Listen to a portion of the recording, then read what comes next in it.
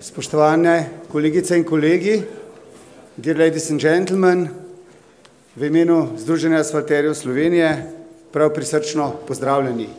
Dovolite mi, da posebej med nami pozdravim državnega sekretarja na Ministrstvu za infrastrukturo magistra Klemna Grebenška in spoštovanega predsednika Evropskega asfalterskega združenja gospoda Ajberka Okčana. Mislim, da si zaslužite aplavz. Za vse, kdor me ne razume, upam, da imate slušalke, tako da bomo lahko se razumeli. Dovolite mi, da prav posebej med nami pozdravim številne goste iz kar 11 evropskih držav, ki so v teh dneh tukaj na Bledu, in še posebej naše goste iz Združenih držav Amerike, iz zvezne države Kentucky. Dobrodošli.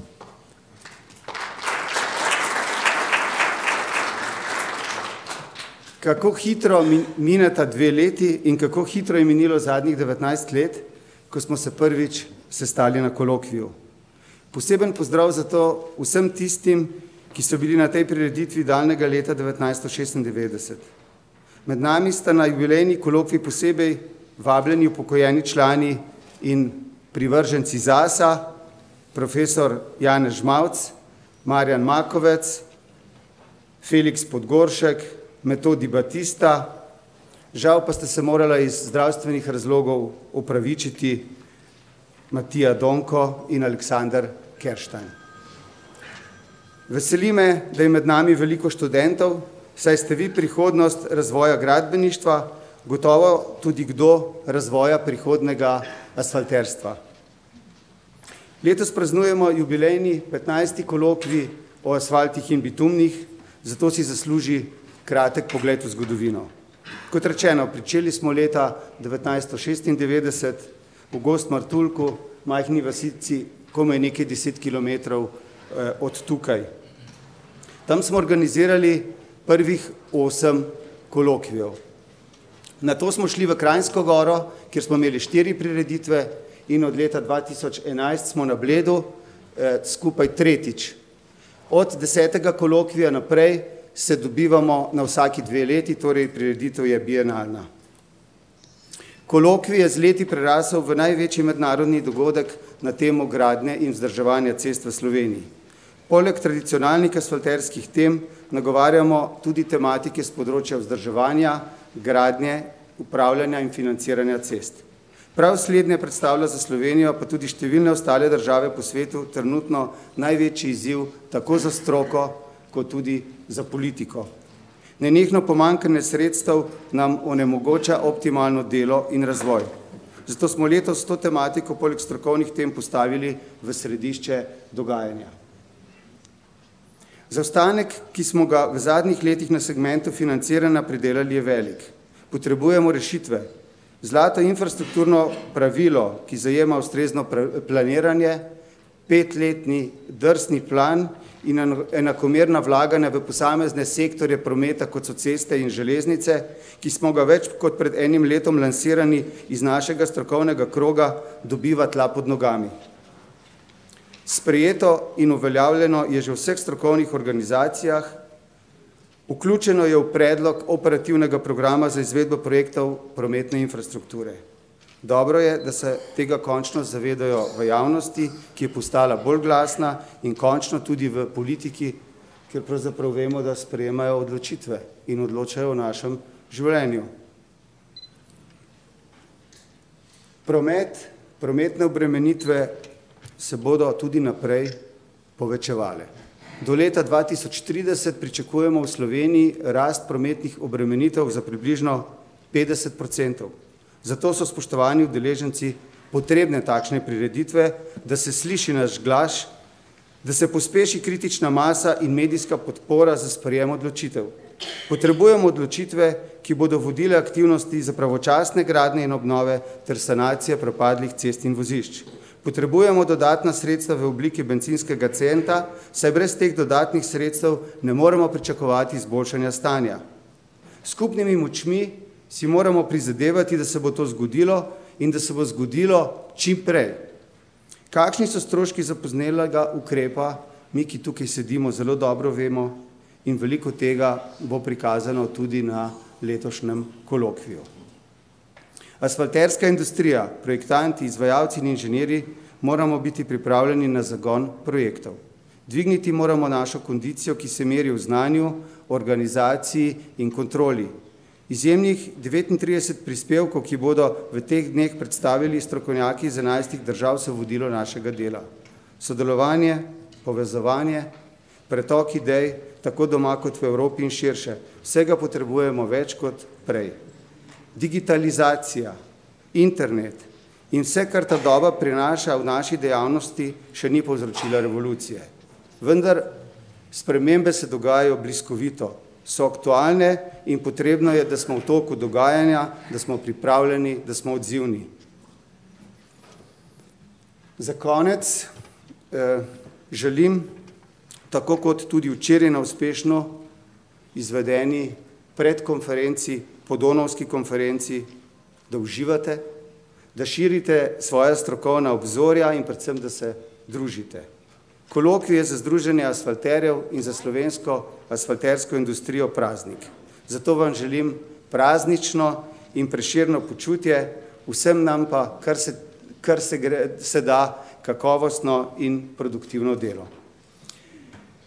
Sedaj pa mi dovolite, da po vrsti povabim, da nam spregovorijo naši spoštovani in cenjeni gosti, tako kot jih imamo tukaj zapisane. Najprej bom povabil državnega sekretarja, potem profesorja z Fakultete za gradbeništvo v imenu fakultet, nato predsednika asfalterskega združenja in na koncu, last but not least, seveda župana, gostitelja tukaj tega prekrasnega Bleda. Lepo prosim vse po vrsti, če nam spregovorijo, najprej pa državni sekretar, magister Klemen Grebenšek. Prosim.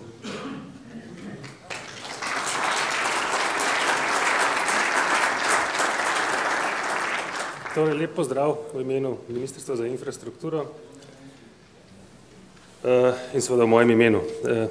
Verjetno smo vsi enotnega mnenja, da so srečanja, kot je današnje, zelo pomembna, ker je izmenjava znanj med strokovnjaki iz različnih področij ključna za pravilne nadaljnje odločitve. Ceste so naše premoženje in javno dobro, skrbeti moramo za njihovo vzdrževanje in razvoj, pri tem pa se vesti seveda kot dobri gospodarji. Zavedamo se, da so ustrezne prometne povezave prvi korak za ohranitev poseljenosti, za ohranitev gospodarstva in možnosti za razvoj. Kakorkoli se že trudimo, da bi promet prevzeli vzporedne transportne poti, ostajajo ceste še vedno tiste, ki prevzemajo večino bremena. Z razvojem elektromobilnosti je možno pričakovati, da se bodo ti trendi še okrepili in skrajno neodgovorno bi bilo, da bi vlaganja, vzdrževanje in razvoj cestne infrastrukture ostala na sedanji ravni. Kot sem omenil, se je potrebno obnašati kot dober gospodar. Zato na Ministrstvo za infrastrukturo stremimo k temu, da bodo naši posegi na cestah sistemski, dobro načrtovani in konsistentni. V iztekajoči se finančni perspektivi 2007-2013 je bilo za področje državnih cest namenjenih 140 milijonov evrov evropskih sredstev, za njihovo pomočjo smo zgradili 6 obvoznic, 6 rekonstrukcij cest, 6 izvennivojskih križanj in 6 kolesarskih povezav. Žal v novi finančni perspektivi ni več možnosti sofinanciranja državnih cest z EU sredstvi. Vsi pa vemo, da se je stanje omrežja glavnih ter regionalnih cest v zadnjih letih močno poslabšalo. Na Ministrstvu za infrastrukturo si prizadevamo, da bi ta trend v prihodnje obrnili. Če za naslednje leto imamo na voljo v proračunu več finančnih sredstev, kot smo jih imeli v zadnjih letih, in sicer 87 milijonov evrov za investicijsko vlaganje ter približno 85 milijonov evrov za vzdrževanje. V letu 2017 celo še nekaj sredstev več. To je minimalni nivo, s katerim bomo zagotovili investicijska in redna vzdrževalna dela na cestnem omrežju 6000 km glavnih in regionalnih cest v takem obsegu, da bomo preprečili njihovo nadaljnje slabšanje oziroma propadanje. Vendar pa je za sistematično izboljšanje stanja omrežja potrebno zagotoviti večji, predvsem pa stabilnejši namenski vir sredstev, ki bo omogočil pospešeno investicijsko vzdrževanje cest. Pred 2 dnevoma smo tako zaključili s pripravo predloga uvedbe infrastrukturnega, takoč bencinskega centa in ga posredovali v medresorsko in koalicijsko obravnavo. Ključno pri tej rešitvi je, da je na osnovi namenskih sredstev možno izvajati aktivnosti oziroma voditi projekte nemoteno, torej razpisovati oddajo del na osnovi pričakovanih prilivov. Še pomembneje je verjetno to, da je možno na podlagi predvidljivega obsega investicijskih sredstev za daljše obdobje pripraviti zanesljivejše terminske načrte izvedbe investicij, kar bodo zagotovo znali ceniti predvsem naši župani. Poleg tega je ob tako planirani izvedbi lažje izkoristiti tudi potencialne sinergijske učinke istočasne izvedbe posegov v ostalo infrastrukturo. Sem optimist in verjamem, da boste tako gospodarstvo kot splošna javnost spoznala smiselnost te rešitve in jo bomo lahko čim prej realizirali, ker jo pač resnično potrebujemo. Če povem še nekaj besed o formalnem okviru sistema, ki nas bo pripeljal do izvedbe posameznih projektov. Julija letos je vlada sprejela strategijo razvoja prometa in na njeni podlagi in seveda na podlagi analize razpoložljivih sredstev bo v začetku leta 2016 pripravljen nacionalni program, s katerim bomo predvideli grobo delitev sredstev in načela, po katerih bodo sredstva dodeljevana posameznim projektom. Nacionalni program bo potrdil parlament, seznanil pa se bo tudi z operativnimi programi, ki jih bo kot drsne 6-letne plane sprejemala vlada. Ocenjujemo, da bo proces lahko zaključen približno v 3 mesecih po sprejeti odločitvi glede infrastrukturnega centra v okviru vlade.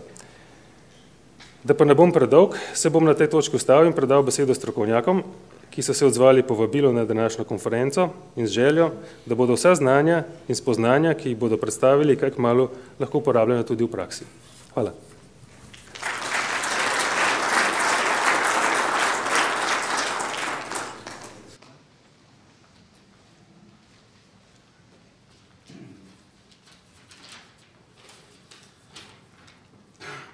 Spoštovani udeleženci 15. jubilejnega kolokvija o asfaltih in bitumnih, spoštovani gosti iz tujine, spoštovani kolegi in prijatelji. Organizator kolokvija mi je zaupal odgovornost, da v imenu slovenskih gradbenih fakultet predstavim naše poglede na trenutno situacijo v slovenskem gradbeništvu. Običajno je težko govoriti v tujem imenu, vendar tokrat ne, saj imamo obe fakulteti iste težave oziroma smo na istem.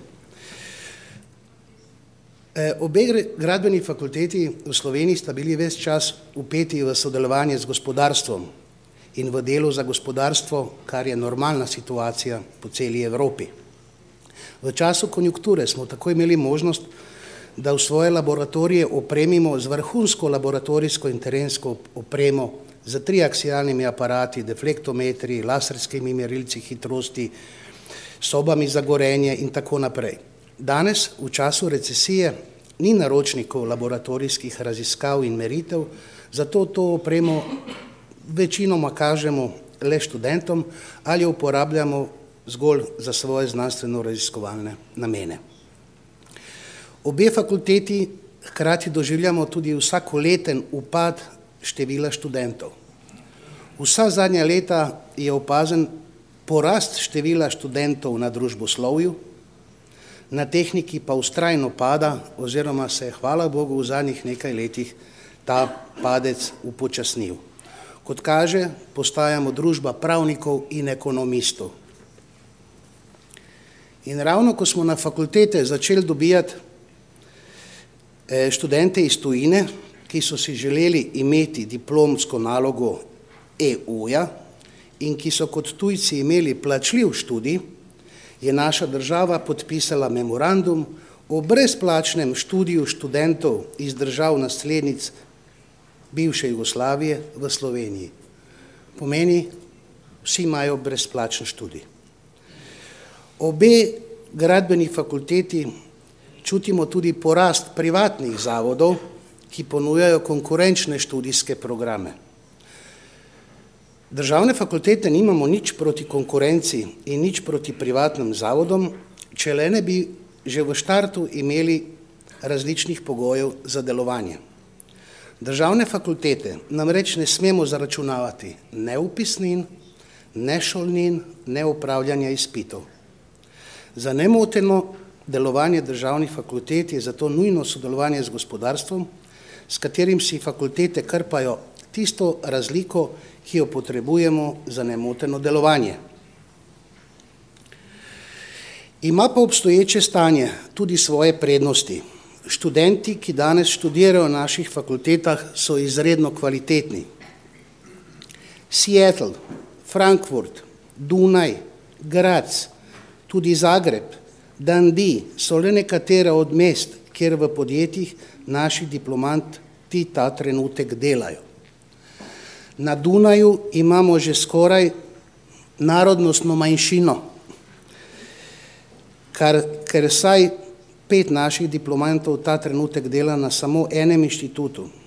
Ker nobenega od njih do sedaj še niso nagnali domov oziroma iz službe, gre očitno za dobro usposobljen kader.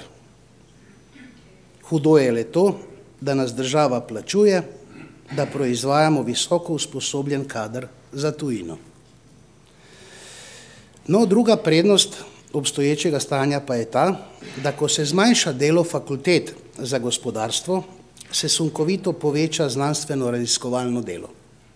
V zadnjih 5 letih na obeh fakultetah beležimo porast števila prijavljenih patentov, patentnih prijav, objav v pomembnih znanstvenih revijah, znanstvenih monografijah pri tujih založbah, sodelovanje naših znanstvenikov z tujimi raziskovalnimi inštitucijami, različne nagrade za izjemne znanstvene dosežke. Škoda le, da domača strokovna javnost tega ne ve. Osnovno poslanstvo fakultete je pridobivanje novih znanj in prenos teh znanj na študente in v gospodarstvo.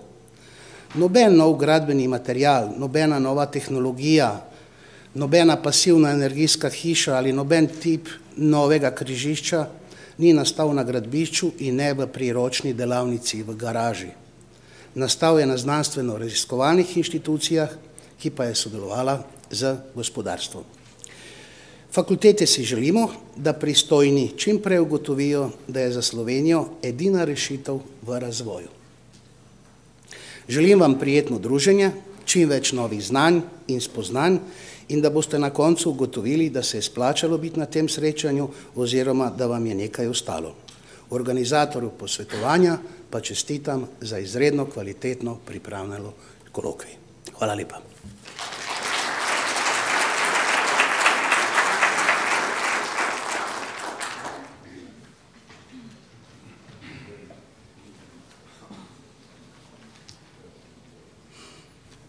Good morning, ladies and gentlemen. I also would like to welcome you on behalf of the European Asphalt Pavement Association, EAPA, to the 15th Colloquium on Asphalt and Bitumen here in Bled, Slovenia. EAPA greets the attendees from ministries, administrations and road authorities, companies working in the field of asphalt and asphalt paving, the bitumen industry and academia. A warm welcome to everybody and thank you for being here at this important conference for road construction industry, and especially the asphalt industry in this part of Europe. The Colloquium on Asphalt and Bitumen is a very well-known and accepted event in our industry. Since 1996, it became the biggest international meeting in the field of asphalt and road maintenance in Slovenia, and that makes it an important meeting for the European asphalt industry and for our members from this region. Let us call it the Danube region too. Consequently, yesterday the Danube region conference took place here in Bled, which was organized by the Slovenian Asphalt Pavement Association, ZAS, the Slovenian Ministry of Infrastructure, and co-financed by the European Union. The involvement of the European Union leads us directly to Brussels, where EAPA is located. Thus, it was no wonder that EAPA participated with Secretary General Egbert Böving, who contributed with a presentation, and EAPA Director Dr. Karsten Karcher. I took part in this conference too, and I want to congratulate our members ZAS and especially my colleague, Mr. President Slovenko Henigman, for his excellent organization and work. In the point of view of the European asphalt industry, this conference was a big success. In addition, I want to say thank you to him for inviting me to this conference and for giving the opportunity to speak on behalf of EAPA today, and also for being a very active member of my association. Nevertheless, what or who is EAPA? Let me give you a short overview. EAPA is the trusted voice of the European asphalt industry. With more than 40 members and associated members, EAPA represents the majority of the asphalt pavement industry in Europe and is engaged in asphalt road construction and maintenance. EAPA is the acknowledged contact point for its members, other industrial organizations, and of course the European institutions. The association's mission is to take a proactive approach in presenting the industry's position on the relevant issues in order to have a substantial input to and impact on European legislation and standards relevant to the asphalt paving industry. Next to the European focus, EAPA is also a platform for its members to discuss crucial issues of the sector and to exchange best practices, support research, and disseminate industry-relevant information. Over 90% of the total European network has an asphalt surface. There are over 4,000 production sites in Europe, and over 10,000 companies are involved in production and/or laying of asphalt. And 90% of the companies can be classified as small and medium-sized enterprises. In order to make the voice of the industry heard at the European level, an active and influential European association whose aims are promoting the effective use of asphalt in the construction and maintenance of roads throughout Europe is needed. Additionally, EAPA is highly engaged in committee work, in particular on health, safety, environment, and technical issues. It is represented in 10 technical committees and is contributing to European standards for asphalt and bitumen. It takes part in several European research and development programs, maintains a close relationship with the European Commission and the European Parliament, and is engaged in regular discussions and meetings with the other like-minded organizations. Furthermore, EAPA also maintains close ties with the asphalt producers in North America, Australia, New Zealand, South Africa, and Japan in the Global Asphalt Pavement Alliance, GAPA. Moreover, EAPA also publishes various position papers and statistical data, such as the annual asphalting figures. EAPA organizes several highly valued events like the yearly EAPA Symposium, of which the last one was this year in Istanbul, and together with Eurobitume, the quadrennial E&E Congress. I would really like to invite you all to come to the 6th E&E Congress from 1st to 3rd June 2016 in Prague, both for the Congress and for the exhibition. The online registration will be open in 4 days from 13th November 2015 on. We have received 250 technical papers and almost 75% of the booths for the exhibition are sold. Therefore, it looks like that you should be there too. However, coming back to today's colloquium on asphalt and bitumen, I can state that some active members are here to present knowledge and experiences from their countries or companies, like Spain, Denmark, Sasol Waxes, or Kraton Polymers. Additionally, Egbert Bøving and Karsten Karcher from the EAPA Secretariat participated, and both will give presentations. The very well selected topics of the conference deal with topics EAPA is also working on, lobbying for, and supporting its members in Europe. They are maintenance of road infrastructure in both technical and financial aspects, durability, quality, and standardization of materials in our industry, asphalt recycling, and sustainable asphalt payments. Ladies and gentlemen, once again, welcome to this conference, and thank you very much, dear Slovenko, for preparing this conference with such an interesting program. I'm looking forward to hearing the presentations and wish you all an informative and pleasant 2 days with good and fruitful discussions. Thank you.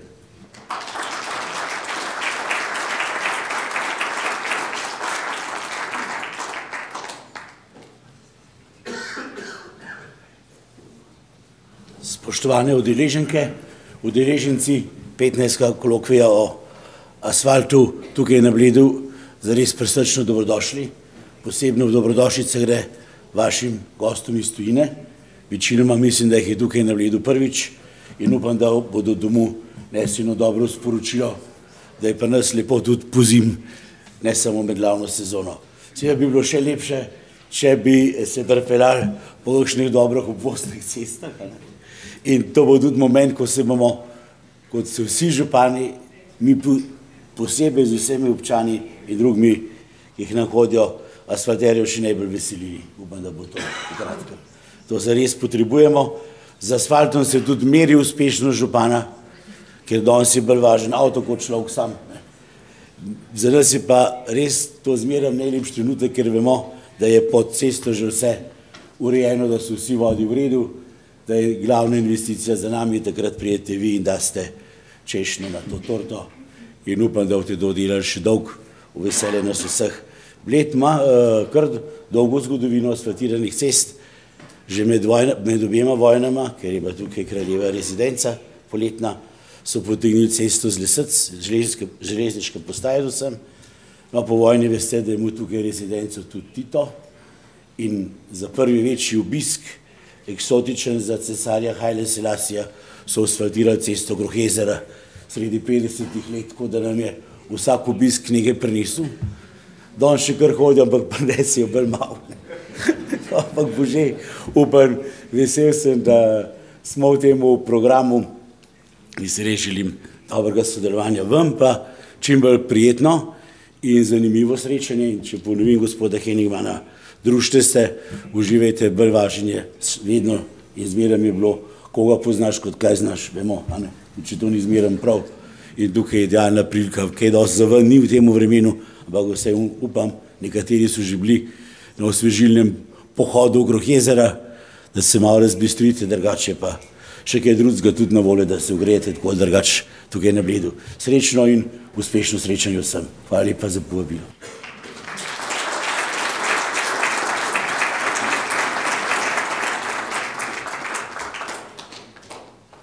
Po teh spodbudnih besedah, hvala lepa vsem uvodnim govorcem. Zelo mi je žal, da bo državni sekretar moral oditi, se bi mu pa zahvalil, da je bil včeraj cel dan tukaj na Podonavski konferenci in da nam je prinesel kar veliko spodbudnih besed. Zdaj pa sem želim, da bo imel dovolj energije skupaj s timom na ministrstvu, da bo se to tudi uresničilo, kar nam je napovedal. Tako da, Klemen, želim veliko uspehov za vse skupaj nas. Najlepša hvala tudi vsem ostalim uvodničarjem. Sedaj pa začnemo z strokovnim delom in vabim tukaj Olgo Naglič kot moderatorko prve sekcije in vse člane delovnega predsedstva, ki nam bodo tudi predstavili svoje referate. Prosim.